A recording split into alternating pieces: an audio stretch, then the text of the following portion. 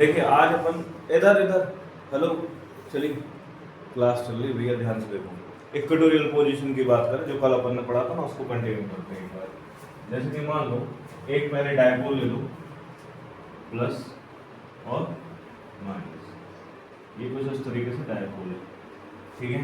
अब इसके डायपोल की जो डिस्टेंस हो कितनी रहेगी, 2a रहेगी। इसके बीचों बीच से एक हमें पॉइंट P रखना है डिस्टेंस पे, जिसका डिस्टेंस क्या होगा, r डिस्टेंस तो होगा। किस डिस्टेंस को होगा, कोई दिक्कत तो नहीं आता।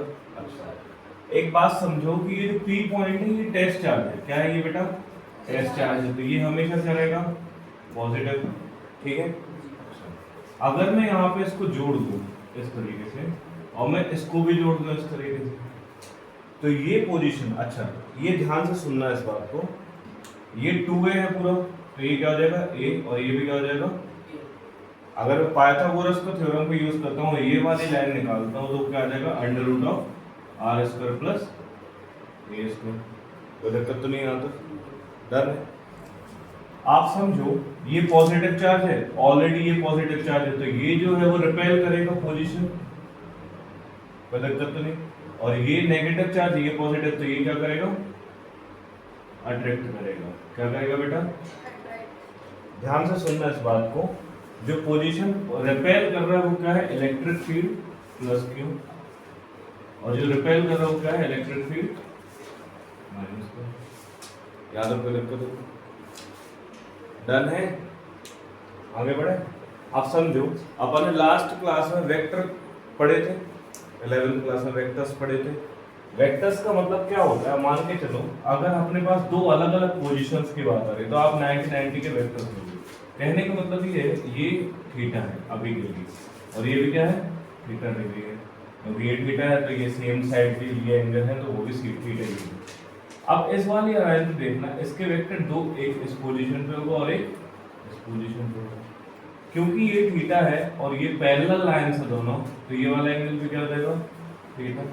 और थीटा क्यों होगा, क्योंकि ये ट्रावर्स लाइन के लिए एंगल्स है। कौन सी लाइन के हैं, ट्रावर्स लाइन। अच्छा ये थीटा के साथ वाला क्या हो जाता है, cos थीटा, थीटा के साथ वाला cos थीटा, और थीटा के जो साथ में नहीं है वो क्या हो जाएगा, sin थीटा हो जाएगा। क्या हो जाएगा बेटा, कोई दिक्कत है यहाँ पे।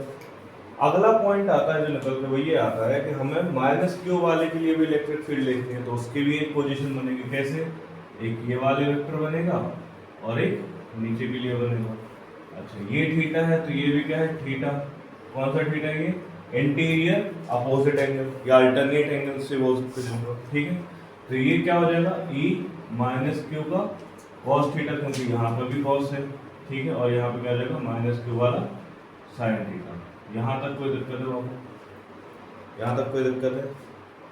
अब समझना डायरेक्टली अपने एक बात समझते हैं। देखो कंस्ट्रक्शन वगैरह तो लिख ही सकते हो, बहुत बेसिक बेसिक सी बात है कंस्ट्रक्शन लिखना, बट आप समझो कि अगर मैं इसको डायरेक्ट डेरिवेशंस पे आते हैं तो डेरिवेशन किस तरीके से होगा, आप समझो। देखो ये साइन थीटा और ये साइन थीटा दोनों अपोजिट है, क्योंकि एक प्लस के लिए और एक माइनस के लिए है, तो दोनों क्या हो जाएंगे, कैंसिल आउट हो जाएंगे। क्या बात समझ में आई, एक माइनस है और एक पॉजिटिव है तो दोनों क्या हो जाएंगे, कैंसिल आउट हो जाएंगे, क्योंकि अपोजिट वर्क कर रहे हैं, अपोजिट फोर्स लगा रहे हैं, जिसकी वजह से कैंसिल आउट हो जाएगा। डन है।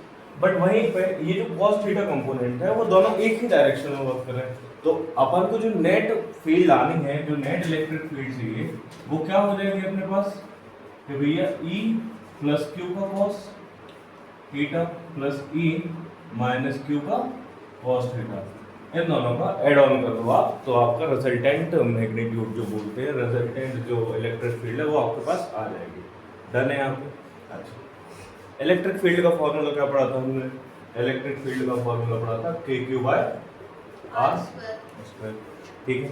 अच्छा आर दोनों के लिए सेम है, under root of r square plus a square, दोनों के लिए सेम है, ये भी और ये भी, ठीक है। क्यू दोनों के लिए सेम है, क्यों सेम है, क्योंकि देखो भाई अपन ने ये जो प्लस और माइनस वाला चार्ज से ना उसके कंपोनेंट्स डिवाइड कर चुके, तो प्लस और माइनस वाले सीन आएगा ही नहीं कहीं भी कहीं तक, ठीक है।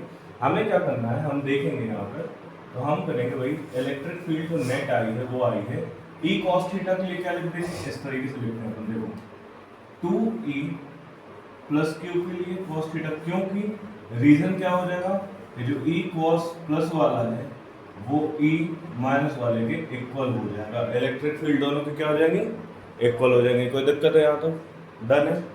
अच्छा, जो इलेक्ट्रिक फील्ड का फॉर्मूला वो रख दो आप भाई। देखो ई जो नेट है वो क्या हो जाएगा, 2k³ अपॉन में r square cos theta.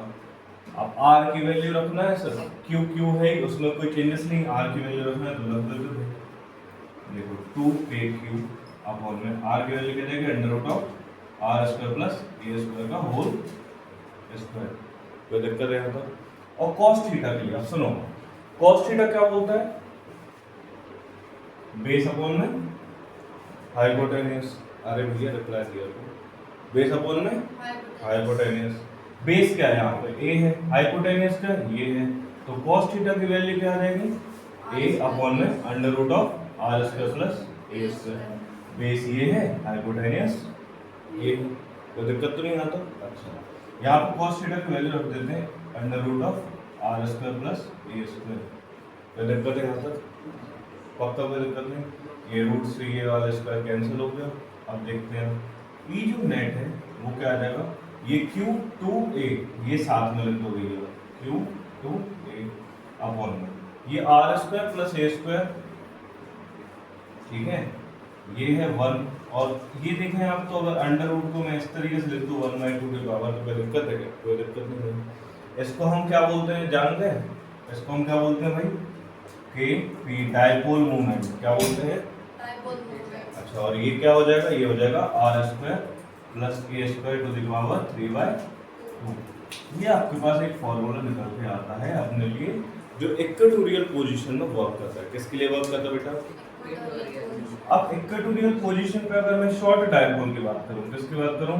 Short dipole. तो शॉर्ट डायपोल में होता क्या है कि जो ये वैल्यू है, मतलब जो ए है वो बहुत कम हो जाएगा, बहुत ज़्यादा कम हो जाएगा आर से। एक्चुअल में हो क्या रहा है कि जो डायपोल है वो इस तरीके से, कुछ ये प्लस है और ये माइनस में है, तो ये जो आर है वो कुछ इस तरीके से बहुत ऊपर चली जाएगी, ठीक है। आर की वैल्यू क्या हो जाएगी, बहुत काफ़ी ऊपर चली जाएगी, जिसकी वजह से जो ए है जो यहाँ पे है वो कम और आर बहुत ज़्यादा हो जाएगा। तो हम मैथ्स के अकॉर्डिंग क्या कर सकते हैं, उसको नेग्लेक्शन कर सकते हैं। क्या कर सकते हैं मैथ्स के अकॉर्डिंग? नेग्लेक्शन कर सकते हैं। तो अगर मैं इसमें से ए को नेग्लेक्ट कर दूंगा तो बचेगा क्या मेरे पास शॉर्ट डायपोल के लिए, KP अपॉन में r square to the power 3/2। 2 से 2 कैंसिल हो गया, तो फॉर्मूला फाइनल फॉर्मूला क्या है, KP अपॉन में आर, ठीक है बेटा, KP अपॉन में आर क्यूब, ठीक है। अगली क्लास में मिलते हैं इसके बाद। कोई दिक्कत हो तो कमेंट सेक्शन पे बताइएगा।